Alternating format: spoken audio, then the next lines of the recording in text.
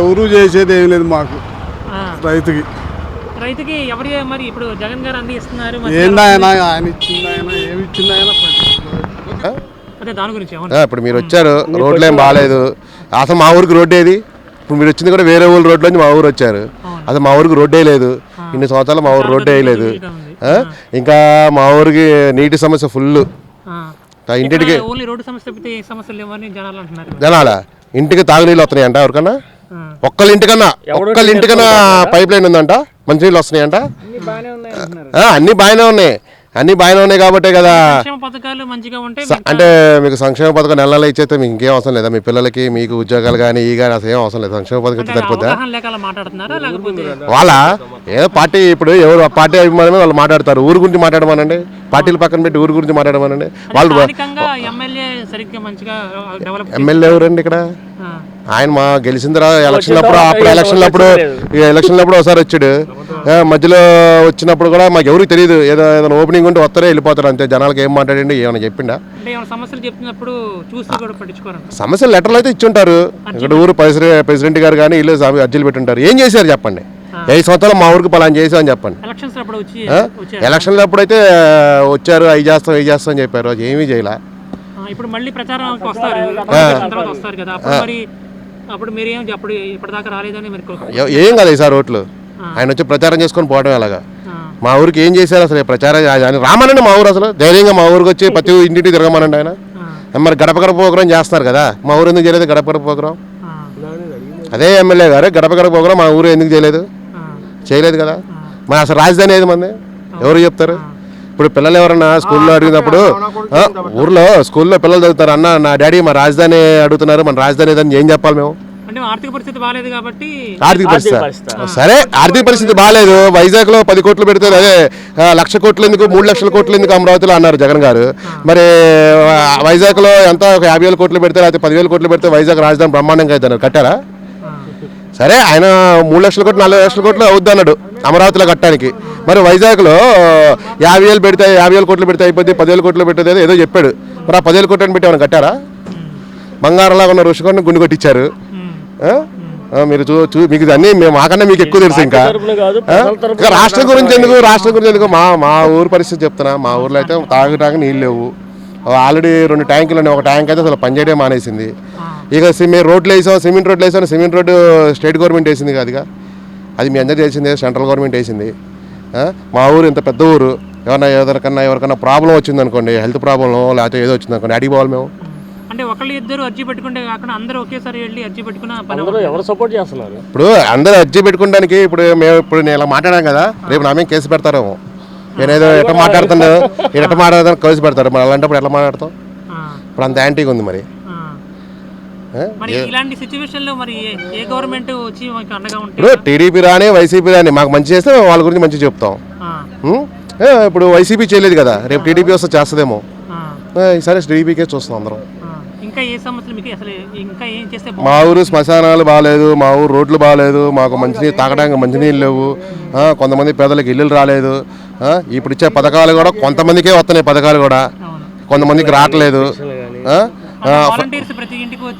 వాలంటీర్లా? ఆ పెన్షన్ ఇవ్వడానికి వాలంటీర్లు, మిగతా ఏం చేస్తున్నారు వాలంటీర్లు? ఇప్పుడు మీరు సచివాలయంకి వెళ్ళారా? వాలంటీర్లు ఎంతమంది ఉన్నారు సచివాలయంలో? ఇచ్చారు. మరి 50 ఏళ్ళకి వాలంటీర్లు ఉన్నారు. 1వ తారీఖు ఫంక్షన్ చేయడానికి మాత్రం కరెక్ట్గా ఇస్తారు. 1వ తారీఖు మాత్రం కరెక్ట్గా ఎర్లీ మార్నింగ్ 5 గంటలకు ఇస్తారు.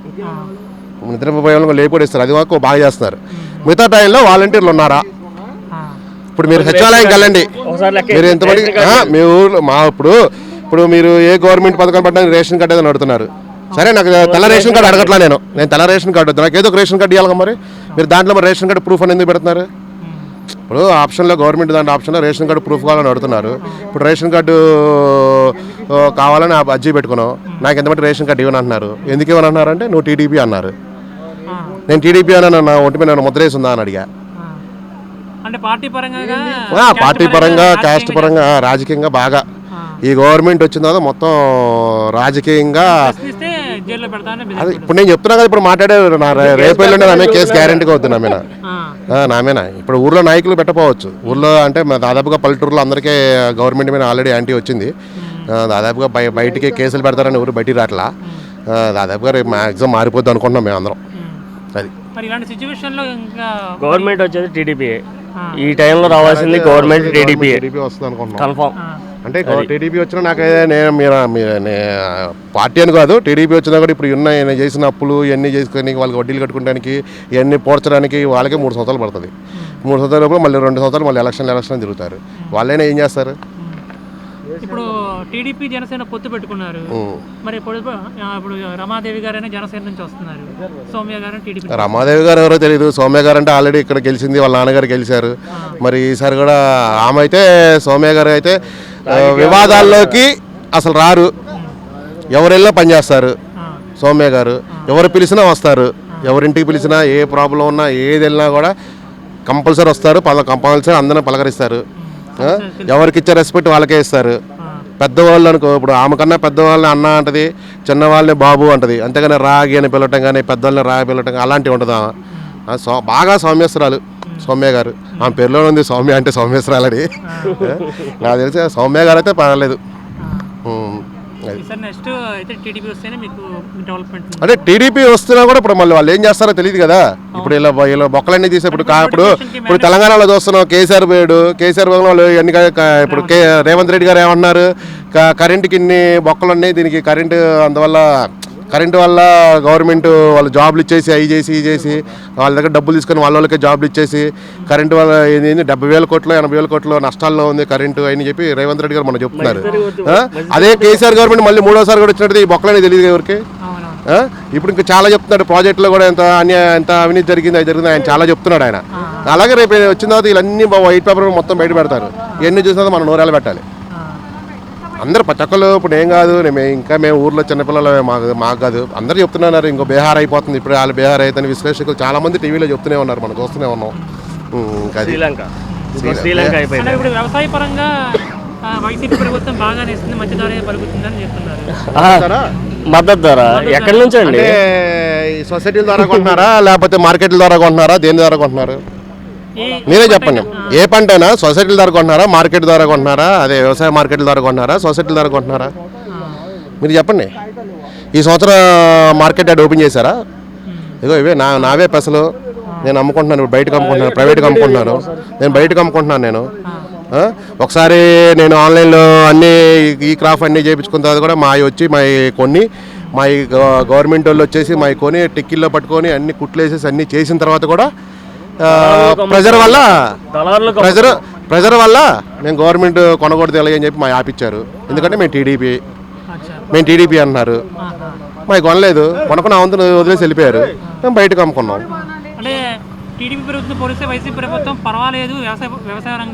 పర్వాలేదు అంటే ఓన్లీ పక్కా కోస్తే బ్లూ రంగు వస్తుంది సారా వైసీపీ, వాళ్ళకి పర్లేదేమో. వాళ్ళకి పంట నష్టం అయితే సుబాబులు పెట్టినా కూడా వచ్చినాయి, నిజంగా పంట వాళ్ళకి రాలేదుగా. గుండె మీద చేసుకొని చెప్పండి ఎంతమందికి వచ్చినాయో. డెవలప్మెంట్ అసలు లేదు, జీరో. అభివృద్ధి అనేది కానీ అయితే జీరో అసలు లేదు, అది మాత్రం పక్కా. ఇక రైతులు అంటారా, ఈ పంట నష్టం అది ఎవరు అనుకూలంగా ఉన్న వాళ్ళు వాళ్ళ పార్టీకి అనుకూలంగా వాళ్ళు వాళ్ళకి చేశారు. వాళ్ళకి పొలం ఉన్నా లేకపోయినా వాళ్ళు పంట అయిపోయినా స్వభావాలు ఉన్నా కూడా వచ్చినాయి. ఈయన వైసీపీ ధైర్యుడే, ఆయన చెప్పమానండి. వ్యవసాయం చేయని వాళ్ళకి ఎంతమందికి డబ్బులు వచ్చినాయి ఆయన చెప్తారు. వ్యవసాయం చేయని వాళ్ళకి ఎంతమందికి డబ్బులు వచ్చినాయో ఆయన అడగమని చెప్తాడు. చాలా మంది చెప్పట్లా, బయట ఎందుకు పట్టలేదు అంటే కేసులు పెడతారు, ఏ జరిగినా కేసులు పెడతారు, ఎవరు ముందుకు రావట్లా. అది మారాలంటే జగన్ గారు దిగిపోవాలి. జగన్ గారికి తెలియకుండా అయితే జరగదని నేను అనుకుంటున్నా, ఆయనకి ప్రతిదీ తెలుసు. నిన్న ఆయన వసంత కృష్ణప్రసాద్ గారు చెప్తున్నారు, అధికారం ఉందని జగన్ గారికి అహంకారం అని చెప్పేసి నేను ఆయన చెప్తున్నాడు.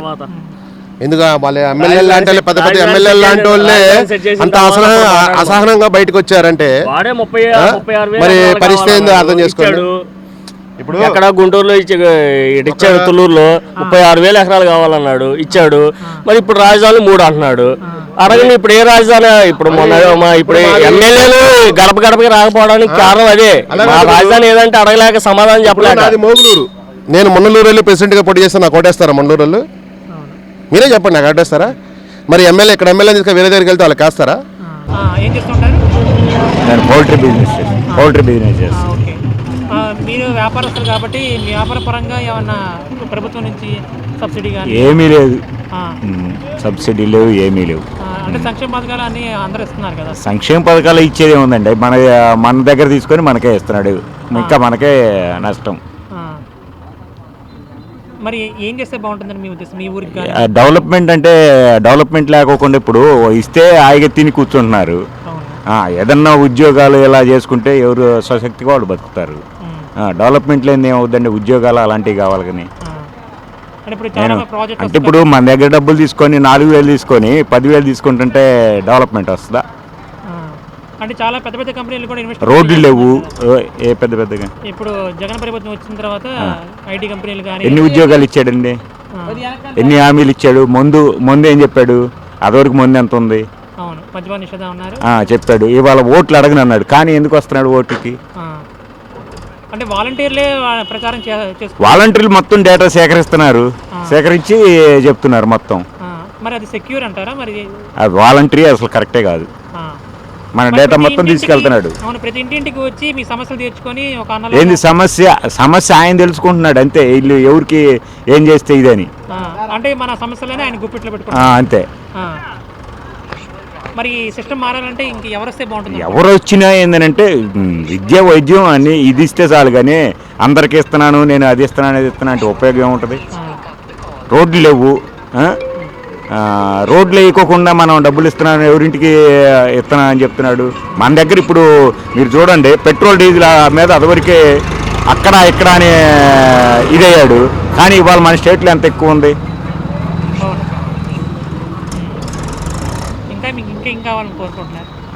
ఉండే సమస్యలు ఏమి తీరట్లా, కాకపోతే నేను ఇస్తున్నా, నేను బటన్ నొక్కుతున్నా అంటాడు. ఈయనేమన్నా అభివృద్ధి చేసి బటన్ నొక్కుతున్నాడా? అప్పులు తీసుకొచ్చి చేస్తున్నాడు. అప్పుల భారం తగ్గించడానికి ప్రణాళికలు చేస్తే అవును. ఇప్పుడు ఈ నియోజకవర్గంలో ఎవరు గెలిస్తే బాగుంటుంది అనుకున్నారు డెవలప్మెంట్ చేయడానికి? డెవలప్మెంట్ అంటే ఎవరు వచ్చినా మంచి చేయాలనుకుంటాం, కానీ ఇప్పుడు జగన్ గారు ఏమన్నా ఎమ్మెల్యేకి నిధులు ఇచ్చాడా? ఈ నియోజకవర్గం బాగుపడటానికి ఏమన్నా నిధులు ఇచ్చాడు? ఎమ్మెల్యేలను తప్పిస్తున్నాడు, ఎందుకు? ఆయన తప్పుకుంటే బాగుండదు అసలు. ఇప్పుడు టీడీపీ జనసేన కలిసి పోటీ చేస్తున్నాయి, మరి పవన్ కళ్యాణ్ ప్రభావం వల్ల కానీ ఏమన్నా? పవన్ కళ్యాణ్ ఇంత మట్టి రాలేదు కదండి, చూడాలి కదా ఆయన ఏం చేస్తాడని. జగన్ కూడా చెప్పాడు ఫస్ట్, జగన్ కూడా ఏం చెప్పాడు, నేను వస్తే అన్నీ చేస్తానని చెప్పాడు. అవును, ఏం చేశాడు? ఏమీ చేయలేదు కదా, ఏదో బటన్లు నొక్కుతున్నాడు తప్పితే అంత తప్పితే లేదు. మీకు ఎదుర్కొన్న సమస్యలు ఏంటి? సమస్యలే ఉందండి. ఇప్పుడు ఓట్లు ఎలక్షన్ వచ్చేసరికి 24 అవర్స్ పనిచేయాలి, సచివాలయాలు అన్నారు, కమిటీలు అన్నారు.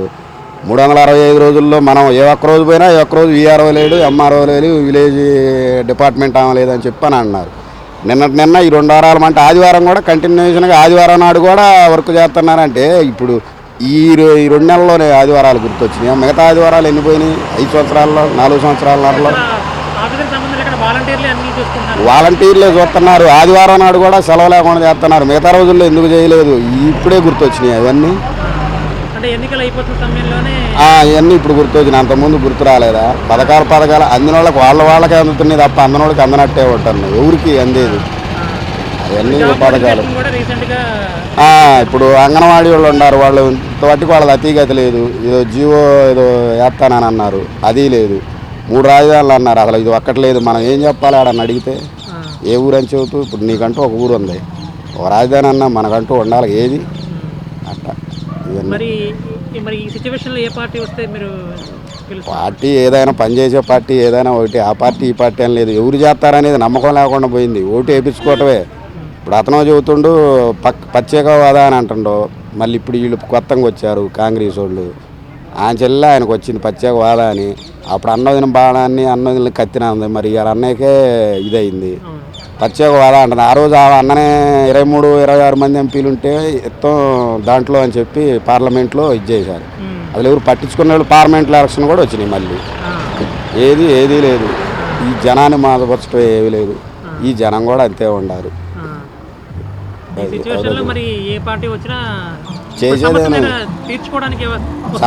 సమస్యలు అందరూ తీరుతూ అని అంటారు, తీరము అనే మాట ఎవరు అనరు. మేము తీరుతూ మా కోటేయండి మా అట్టాని వేయించుకునే ఇప్పుడు ఏం సమస్య తీర్చిండు?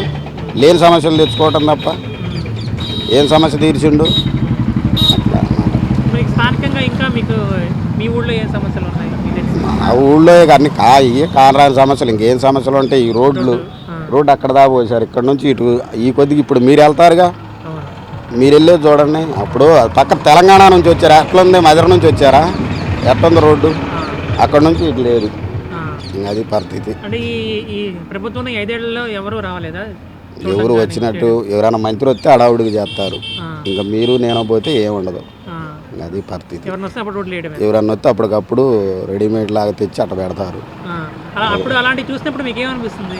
ఏమనిపిస్తుంది, ఓటేసింది మేమే కదా, చేసేది ఏముంది, మా చెప్పుతో మేము కొట్టుకోవటం అంతే. ఇక మా చెప్పుతో మేము కొట్టుకోవటం, వేసింది మేమేగా అనుకోవటం ఎందుకు, అది అంతే. ఇప్పుడు ఈ సిచ్యువేషన్లో ఇప్పుడు టీడీపీ కానీ జనసేన కానీ పొత్తు పెట్టుకొని ఇప్పుడు వస్తున్నారు. వీళ్ళు పొత్తు లేకుండా నేనేం చేసిండు, పొత్తులు పెట్టుకొని వాళ్ళే చేస్తారు. ఆల్రెడీ ఒకసారి పెట్టుకోండు, ఆయన కాదనుకోండు 2004లోనూ ఫస్ట్ టైంలో పెట్టుకోండు, అయిపోయింది. ఆయన ఏం చేసిండు, చేయలేదని ఆయన పోయిండు, ఆయన వచ్చిండు. ఇక అది పొత్తులు పెట్టుకున్నా అంతే, పొత్తులు పెట్టుకోపోయినా అంతే, ఏమీ లేదు. ఇప్పుడు మీ సమస్యలు నెరవేర్చడానికి ఇప్పుడు వైసీపీ జనసేన కాకుండా ఇండిపెండెంట్గా ఎవరైనా వచ్చినా సరే ఓటేయడానికి సిద్ధంగా ఉన్నారు? ఇండిపెండెంట్లు ఎవరు వస్తారండి, ఎవరు రారు ఇండిపెండెంట్లు. అంటే ఇప్పుడు రాజకీయ పార్టీని చూసే కొంతమంది అసలు ఈ పార్టీలే తప్పు, ఒకళ్ళకొకళ్ళు పుట్టుకొస్తున్నారు తప్ప ఎవరు చేస్తారు, చేస్తామనే అంటారు, ముందు చేస్తామనే అంటారు. ఇప్పుడు నేను చేస్తానంటే నమ్మకాలే లేవు. ఇదే నమ్మకం, నమ్మినట్టు నమ్మటమే. ఏటైనా ఓటు వేయాలి, ఉండ ఓటును పోగొట్టుకోగా ఏటైనా వేయాలిగా. ఫస్ట్ అట్టే చెబుతున్నారు. స్థానిక వ్యక్తినే చూడాలి కదా మరి రాజకీయ నాయకుడు. స్థానిక వ్యక్తి అంటే ఎవరు డబ్బు ఉంటే వాళ్ళు, స్థానికంగా ఎవరు బలపరీక్షలు ఉంటే, పవర్ పలుకుబడి మనీ అన్నీ ఎవరుంటే వాళ్ళే ఫోర్స్లో ఉంటున్నారు తప్ప పేదోడికి నీకు నాకు ఎవరికి అవకాశం ఇచ్చే ఛాన్స్ లేదు. ఒకవేళ ఇచ్చినా వాళ్ళే వెళ్ళటమే, అడ్డం పెట్టుకోవటం. ఇప్పుడు టీడీపీ నుంచి సౌమ్య గారు ఉన్నారు, జనసేన నుంచి రమాదేవి గారు ఉన్నారు. ఇప్పుడు వీళ్ళు వచ్చి మీ దగ్గరికి వచ్చి ఓటేమని అడుగుతారు. అప్పుడు సమస్యలు చూస్తారు. ఇక అప్పుడు ఆ సమస్యల్లో మనకి ఏ ఆలోచన వస్తే ఆ టైంలో వాళ్ళు ఈవిడ చెప్పే మాటలు కావచ్చు, అతను చెప్పే మాటలు కావచ్చు, ఎవరికి సౌలభ్యం అనుకుంటే వాళ్ళకి వేస్తాం. వేసిన తర్వాత మళ్ళీ అదా మామూలే, చేస్తే చేస్తారు, లేకపోతే లేదు. ఓట్లు అప్పుడు కంపల్సరీ వచ్చి అడుగుతారు అందరూ. ఎవరు వస్తారని అనిపిస్తుంది? ఇక్కడ టీడీపీ వచ్చింది, చూసి ఉన్నారు, నియోజకవర్గం మొత్తం చూసి ఉన్నారు, టీడీపీ వచ్చింది.